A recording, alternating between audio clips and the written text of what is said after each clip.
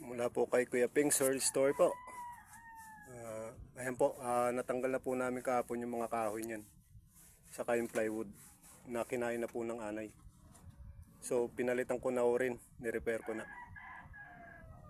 Ang naging the best na paraan ko po para hindi na po maulit yung nangyari rito, yung naubos po yung mga plywood natin.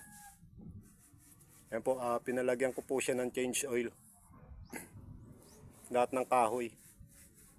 Nang sa ganun po maprotektahan po natin yung ating plywood. Yan. Pati yung ating mga kahoy na to. Ayan po, wala po silang change oil. Pero ngayon po, bago ko po ilatad yung ating plywood, nilagyan ko na. Ayan. Nandito po ako ngayon sa Atex sa loob.